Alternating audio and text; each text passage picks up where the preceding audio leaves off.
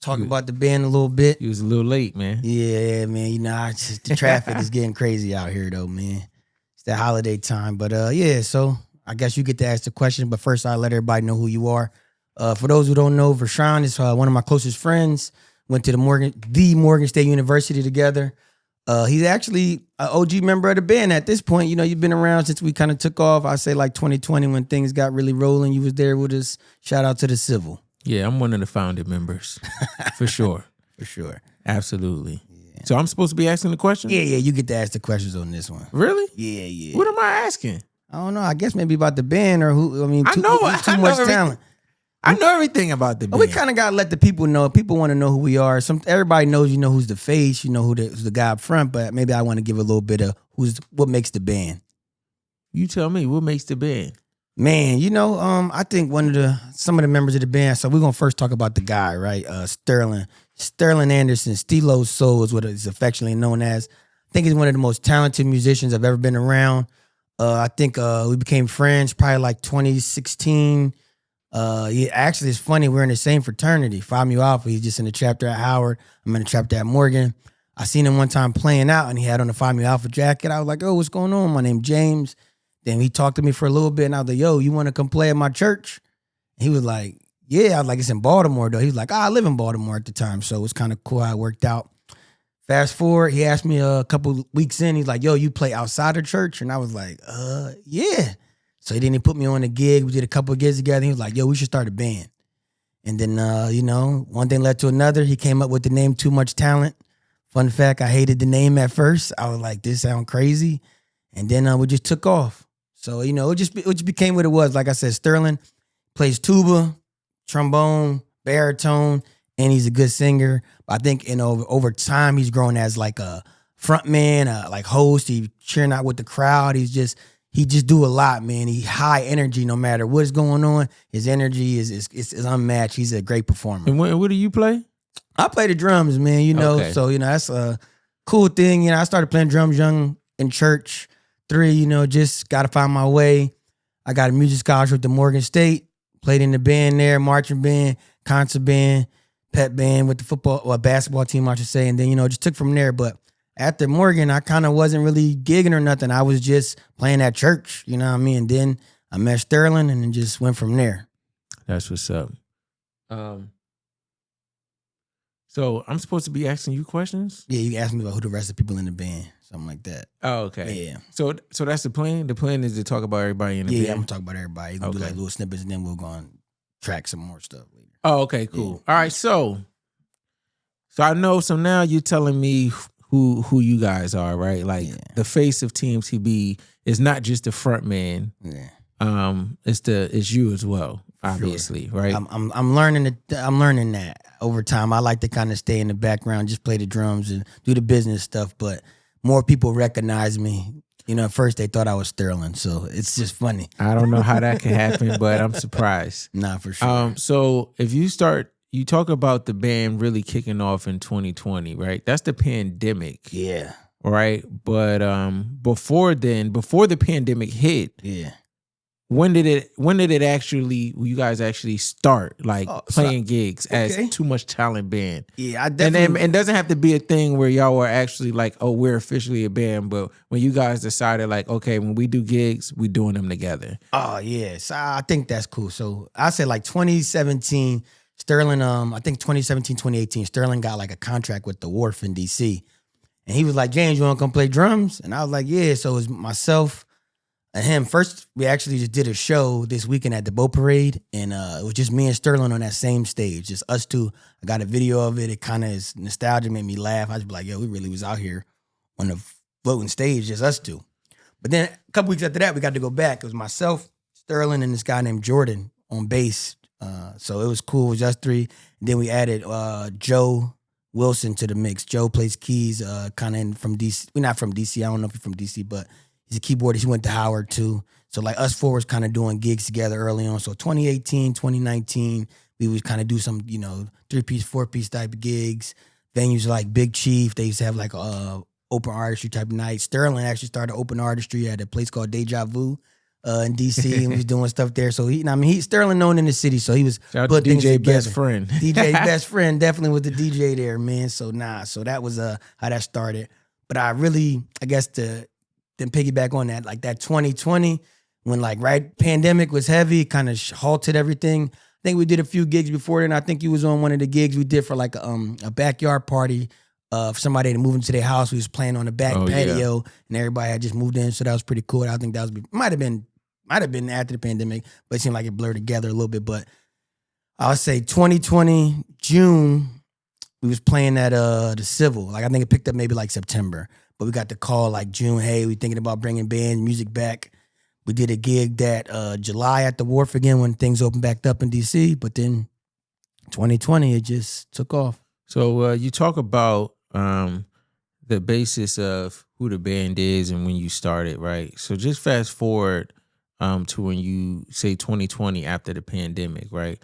At that point, between June and December of 2020, at that point, who did you consider to be core members of the band at that time? Okay. So I think, me and Sterling, I think we had a guy, a young guy at the time. He's still young to me, like little brother. Dwight Washington, go by King Sax. Yeah, Isaiah, that's the tag. But he go by King Sax. So he was a real core member. I remember King was playing in the band when we ain't had no money to pay him. He would show up and we were like, yo, we get you some drinks. You know what I mean? So King.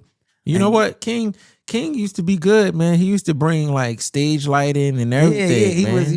He was definitely a part of the vibe. He was about making the ambiance, just trying to turn what we were doing and take it up a step.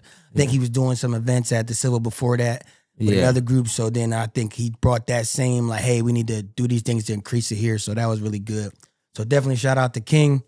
I think at the time, you was a part of that group, you know what I mean, at the Civil. So, you was playing keys. Again, that was just a phone call. Hey, bro, we got a gig on Mondays. You think you can pull up and play for us on keys? It ain't that much money, but I know we'll make it happen. It'll be fun. They giving us food and drinks. So what's up?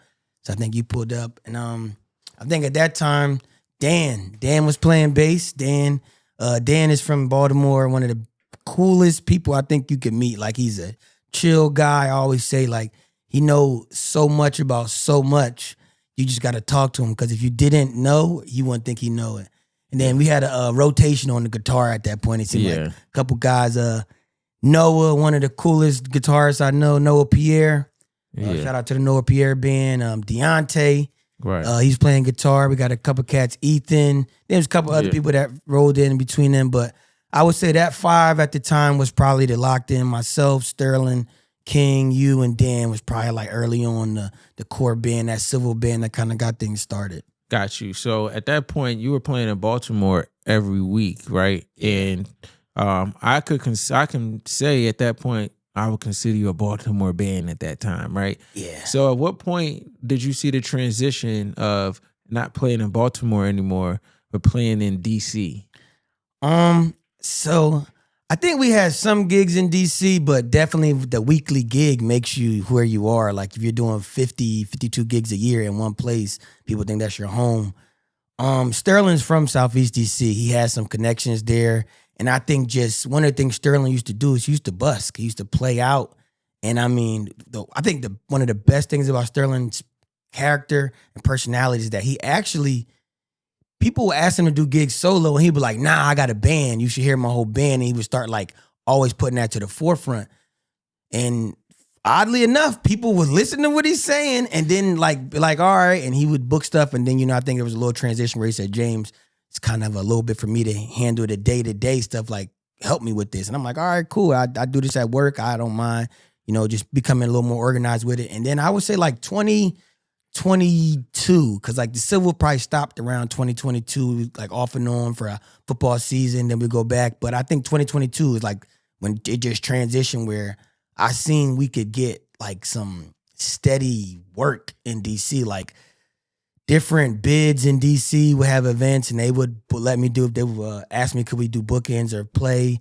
And then there was just the word of mouth thing. I kind of got the idea, let's get some signs when we go out and playing at like Union Market or the Wharf, let people see it. And then it's the thing, you playing out, people take pictures of the sign and then they here, so then they'll book you. So pretty good. So is it safe to say that the location of where you have the residencies plays a big part of where majority of gigs will be? Oh, for sure. I mean, right now we currently have a residency at Kitchen and Cocktails in DC, and we also have a residency at Hen Quarter Prime in DC as well. And I mean, we've been at Kitchen and Cocktails for 2 years. Love this space. People, have their different opinions about the space. I think that at the end of the day, it's a black-owned restaurant in DC, heart of DC, downtown. And every week, it's a new group of people. But most of them are from DC, so they'll come there, book us. I didn't even realize some of the people that are going there and booking us for other events. It's just so crazy how, like, again, just being there every week gives you that presence. People will come back, bring their family when their family comes into town, and they'll just book you for other stuff outside. So definitely those residencies has played a great part in just making gigging easier. Right. So when you talk about residencies, right? Yeah. A residency is not just a thing where it's weekly or monthly, right? Yeah. Sometimes stuff is seasonal depending on the weather. For sure. Right. So what other residencies do you have where it may not be weekly or monthly, but you know that at least throughout the year, you're going to have at least 5 to 8 gigs at this place? I think so. That I would just say the Wharf will be a good example of one where, the Wharf does Mardi Gras, Blue Maru, the summer concert series. And you guys do Mardi Gras, right? Yeah, we did Mardi Gras there. It's kind of a big deal. So speaking of Mardi Gras, right? When you think Mardi Gras and you think in New Orleans, you think about what? Brass band. Brass right? band for sure. Right. So when you talk about too much talent, you only mentioned 2 horn players, right? Oh, you mentioned Sterling on trombone and you mentioned King sax, right? Yeah. That was just his 2 horns. But to do something like that, you have to have a brass band or other horn players that you reach out to, right? And you don't just jump in and do Mardi Gras, right? Do you guys have like a band where, what other different kind of bands or subsets of Too Much Talent do y'all have that people can call y'all for? I definitely think that's a great question. So like we actually, some of the other musicians that play with us in our performance band came from just the Mardi Gras style band. We used to do like a lot of, I like to call them actions. I don't want to say everything's a protest, but we would use protest because in DC they have a rule by amplification. You can't really amplify outside. So we would just get horn players and drummers. So one of the people that I used to play was a young guy named Cam Saylor, call him little brother too. He plays sax. Mainly tenor, but he would come out and play those gigs. And then, after doing those gigs with us, he started being a part of the performance band. But we could lean on that band that would do those actions. So we have like different trumpet players, but a guy named Marcus plays trumpet. Adrian, man, it's a lot of people that would come out and play for those events. So it kind of give us that presence of like we can do second line as well. We got a couple of tuba players. Shout out to Santo Bazanca. Yeah, I'm glad I got his last name right. He's actually has his band itself. I don't know if you ever heard of Santos band. So he plays in a band. Then we got a couple other guys. Shaq, he's actually a music teacher at Bowie State. So he plays tuba as well. Brian Doyle. Doyle, solid guy, plays trombone. He's in a couple bands. But we were all just coming together to form the, brass band for these events. And then, when we need to do other events, I would just go back to them and book them, and then we will get the gigs. So the Mardi Gras became like a fusion of that because I wanted to have our main performance band there, but for Mardi Gras, you need the brass band, additive or the feel. So that's how the Mardi Gras event came together at the Wharf. That's what's up, man. So it's safe to say that the residencies you have in Baltimore, at the time, it made you, pretty much seem like you're a Baltimore band. When that ended, you started to get more residencies in DC. Definitely. Then you started to have another residency, which is not as weekly, but like you're like a resident band that you're on their roster. Yeah. Where you go and may play out there all the time. And if you were talking about the Wharf, right? I know you guys just did something out there for the boat parade, and it's not your first time doing that. No. What do you think is the best event that you've done at the Wharf that you really leave the gig and say, oh, this was crazy? See, so yeah, that was our 3rd time doing a boat parade. But if I have to say it, it's probably like no question the Mardi Gras gig is the biggest gig. We actually, this is our 3rd time doing it, and this is our 3rd time doing the gig for Mardi Gras. No, it's only our 2nd. But yeah, after doing last year's, we came back. It was so many people out there. But the coolest thing about that setting and that stage is we're in the crowd. Like the crowd can almost be right next to you, so you can feel all the people. There's a big parade that comes down at the event, and we're at the end of the parade. Then we just play for like an hour and a half, 2 hours, and we just go crazy. The first year was really good, but last year was so good that we took the recording of that and put out a live album, live at the Wharf DC. So that was our live album. But that event, the energy is crazy, the people is crazy, the reception is crazy. It's just it's high time. Like it's I don't think it's nothing like that event, just because it's probably like 10 to 15,000 people and they're right on top of you. Like it's everybody's together. Got you. So far we know that the band can range from 2 people, Yeah, for you sure. and Sterling, to maybe about 13. Yeah. Right? Yeah, Depending on if you have the brass band with the full rhythm section and stuff like that, right? And you've done a lot of gigs in DC. I know you guys have do stuff like for the caucus, the CBC, all kinds of events in DC. Is there an event in DC that you guys haven't done that you would really like to do? Oh man. So DC has a lot of events, and shout out to a lot of the bigger bands and the bands that have been going on for a long time. I'll say they kind of hold those events down. There's a Mardi Gras event that's going to be at the convention center. It's ran by a crew of pyros. I think Events DC helps put that together. I would love to be a part of that event, just again to show our Mardi Gras hybrid style band on that type of place. But I think DC also has a lot of cool things, like the Whammies is an award. We did the Whammies this year for the first time, but the Whammies will be something we can be a part of, just to continue to get yourself out there, because like you said with the residencies, being somewhere consistently and in certain places, people know who you are. I don't want to shortchange the residencies thing. You asked me about that. So we actually had 2 residencies in Virginia a couple years ago. It was pretty cool. It was at these Thai food restaurants, Tiki Thai's in Reston, VA, and then Sense of Thai was in like Ashburn, VA, one like Loudoun County. These residencies, I think, changed the game for us about seeing us in different settings and different people, where we started getting just high net worth individuals are booking us to do house parties at their house for things like that. But they would just go to this restaurant and we'd be there every week. One year we were there Mondays and Thursdays, and then the next year we were there Wednesdays and Thursdays. So those residencies were pretty cool, and the growth and just having the band be in different places. Do you think that those residencies were lucrative for you? Believe it or not, as my friend, you kind of know this thing. I'd actually talk to you about some of this stuff. It's like I am school-wise, I got my undergrad in accounting, MBA, second master in finance, right? So I understand what is an importance of getting your money, right? But I also learned in this business or this lane that sometimes I don't want to call it exposure, because I think everybody in the band is decent and gets exposure, but sometimes putting yourself in a proper position to take off is a winner. So like the residencies at these 2 places was not lucrative. I'm just going to keep it 100. Even the civil residency wasn't what we would call lucrative. It was weekly, reoccurring, but it gave us a platform to practice per se, play, right, but also just be in front of different people, because these restaurants are popular.